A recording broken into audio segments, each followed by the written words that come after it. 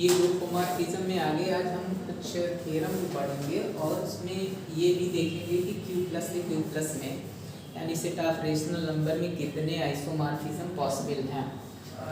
तो सबसे पहले तो एक थ्योरम है, homomorphic image of a commutative group is also commutative, converse need not be true. इसका मतलब ये है कि अगर f G1 से G2 में एक ग्रुप होमोमॉर्फिज्म है और G1 अगर कम्यूटेटिव है तो उसका जो डायरेक्ट इमेज f G1 होगा वो भी कम्यूटेटिव होगा। ये हमें दिखाना है। तो हमें ये दिखाना है कि f G1 का मतलब G1 की जो डायरेक्ट इमेज है यानी G1 के एलिमेंट का जो, जैसे मान लो ये तुम्हारा G1 है, ये G2 है, ये तुम्हारा इसके अंदर f G1 आ जाएगा। जैसे मान लो A B C D है, इसकी जो डायरेक्ट इमेजेस हैं वो उनका एक जो वो सेट है वो डायरेक्ट इमेज है, उसे हम F कहेंगे। क्वेश्चन ये है कि G1 अगर कम्यूटेटिव है तो जो डायरेक्ट इमेज f G1 होगा वो भी कम्यूटेटिव होगा, लेकिन इसका उल्टा सही नहीं है, मतलब कन्वर्स इसका सही नहीं है। तो सबसे पहले हमें ये दिखाना है कि f G1 कम्यूटेटिव है।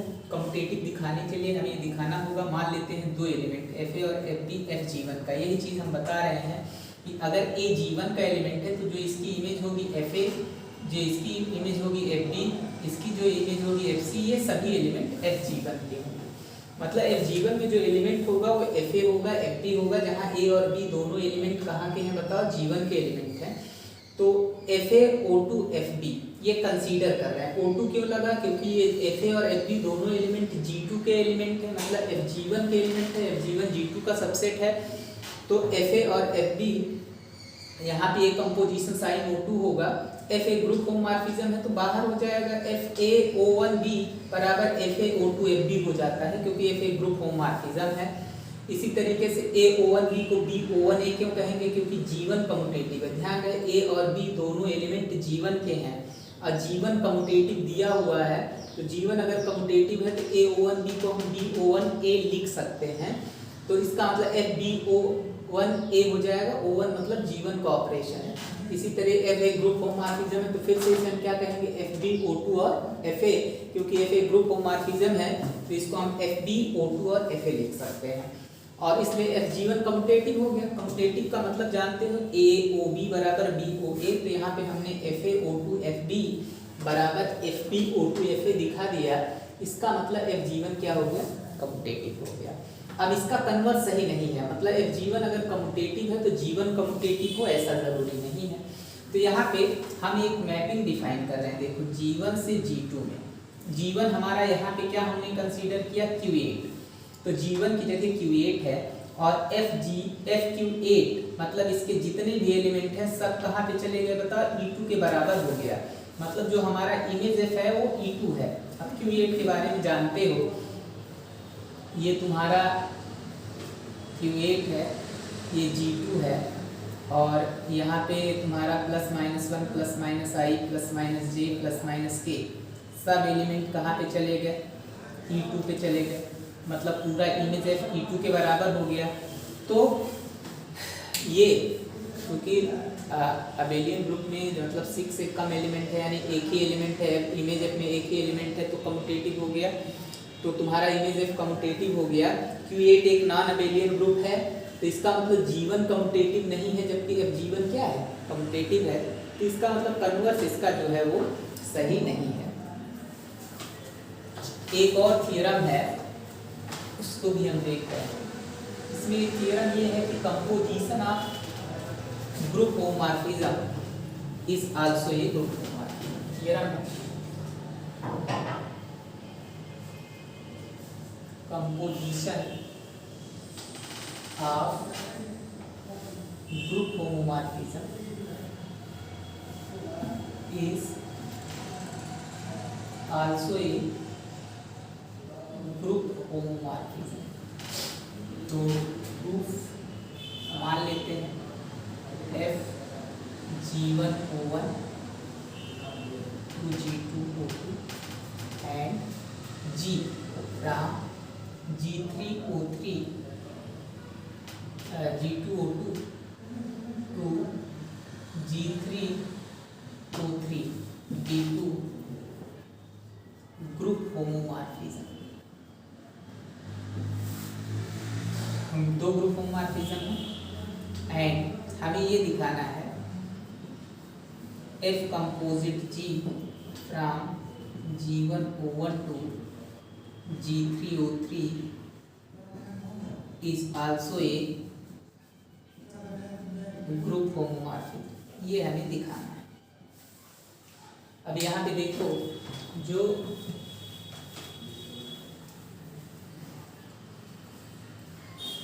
मैपिंग में ये चीज़ हम पढ़ते हैं, ये हमारा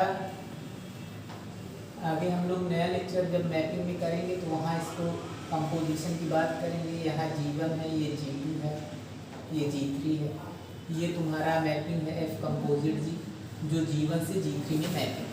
हमें ये दिखाना है कि F अगर ग्रुप होमोमॉर्फिज्म है, G ग्रुप होमोमॉर्फिज्म है तो F कंपोजिट G भी एक ग्रुप होमोमॉर्फिज्म होगा।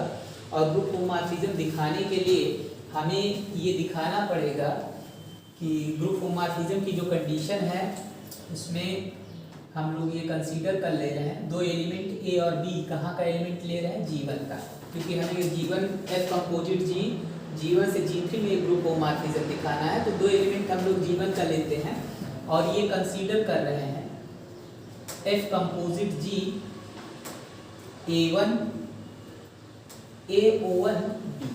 यहाँ पे O1 ऑपरेशन यूज कर रहे हैं क्योंकि G1 के साथ जो ऑपरेशन है O1 है। अब इसको हम क्या लिख सकते हैं?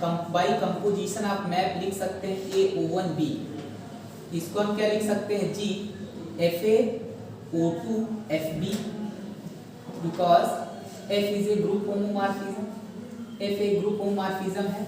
इसी तरह G अगर ग्रुप होमोमॉर्फिज्म है तो G की भी कंडीशन हम लगा दे रहे हैं, यहाँ O3 आ जाएगा, FB हो जाएगा, यानी ये हो जाएगा तुम्हारा F composite G A O3 F composite G B because G is a group homomorphism। तो यहाँ पे हमारा जो F एक ग्रुप होमोमॉर्फिज्म है तो F अगर ग्रुप होमोमॉर्फिज्म है तो FaO1B को FaO2FB लिखा जा सकता है क्योंकि F G1 से G2 में मैपिंग है।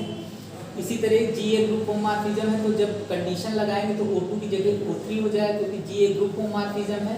यहाँ से हमने ये दिखा दिया कि F कंपोजिट G AO1B बराबर F composite A O3 F composite G B हो गया। इसका मतलब F कंपोजिट G एक क्या हो गया तुम्हारा? Group homomorphism. Therefore F composite G is group homomorphism. तो ये चीज तुम्हें पता होनी चाहिए। और एक चीज और, यहाँ पे दो ग्रुप होमोमॉर्फिज्म ही नहीं आइसोमॉर्फिज्म है तो उनका जो कंपोजिशन है वो आइसोमॉर्फिज्म है। तो ये हम नोट लिख दे रहे हैं। इसका प्रूफ में बस एक चीज और लिखना है, composition of two isomorphism is also an isomorphism. मतलब ग्रुप होमोमॉर्फिज्म, अब इसको दिखाने के लिए तुम्हें क्या दिखाना पड़ेगा कि दो कंपोजिशन का आइसोमॉर्फिज्म अगर आइसोमॉर्फिज्म है तो पहले ग्रुप होमोमॉर्फिज्म दिखाना पड़ेगा। यानी तीन चीजें दिखानी पड़ेंगी, एक तो ग्रुप होमोमॉर्फिज्म, दूसरा 1-1 और तीसरा ऑन-टू। तो ये तो हम पहले इसी जस्ट पहले थ्योरम दिखाया कि दो कंपोजिशन का ग्रुप होमोमॉर्फिज्म का कंपोजिशन भी ग्रुप होमोमॉर्फिज्म होता है। अब 1-1 और ऑन-टू दिखाना है कि दो कंपोजिशन अगर दो 1-1 मैपिंग है तो उनका कंपोजिशन 1-1 होता है और उनका कंपोजिशन ऑन-टू भी होता है अगर ऑन-टू है। यानी दो बाइजेक्टिव मैप का जो कंपोजिशन है वो बाइजेक्टिव होता है। तो उस कंडीशन को प्रूफ करने के लिए मैपिंग में प्रूफ कर लेना, वैसे 1-1 ऑन-टू दिखाने के लिए कि अगर दो, या हम इसी में कंटिन्यू कर दे रहे हैं तो पहला तुम्हें ये दिखाना पड़ेगा F composite G is group homomorphism. ये हम ऑलरेडी पीछे दिखा चुके हैं। दूसरा F कंपोजिट G इज 1-1।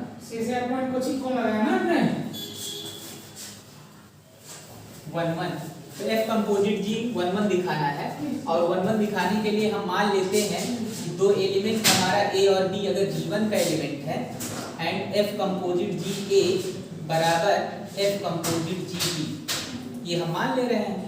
इसका मतलब ये हो जाएगा कि G F A बराबर में जी एफ बी हो जाएगा।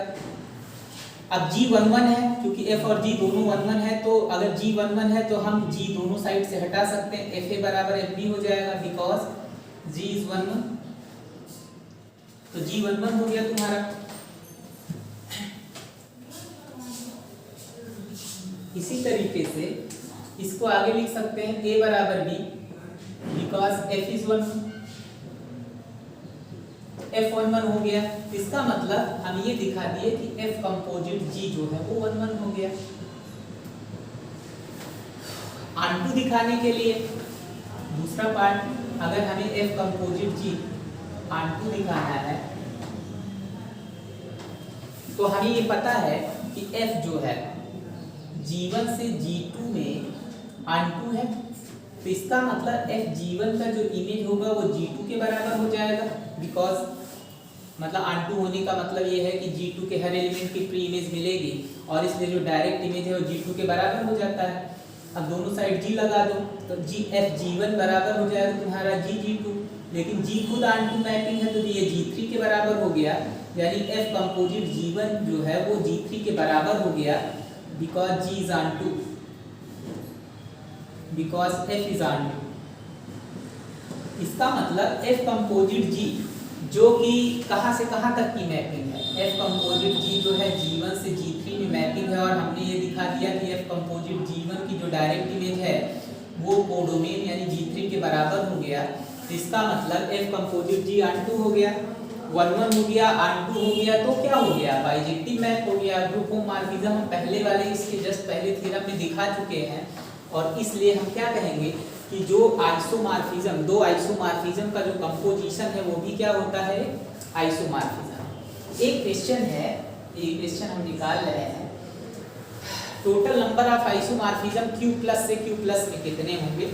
तो एक क्वेश्चन है Q प्लस है और यहाँ से Q प्लस है और यहाँ से एक मैपिंग हमने डिफाइन किया FR, देख लेना डिफाइंड है, कैसे डिफाइन कर दिया, FR x बराबर R इंटू एक्स, R एक फिक्स रेशनल नंबर है और ये for every x belonging to Q है। तो हमें ये फाइंड करना है कि पहले तो दिखाना है ग्रुप होमोमॉर्फिज्म है और उसके बाद ये दिखाना पड़ेगा कि कितने आइसोमॉर्फिज्म इसमें पॉसिबल है। तो इसका सोल्यूशन देखो, तो ग्रुप होमोमॉर्फिज्म सबसे पहले हमें ये दिखाना है FR is a group homomorphism.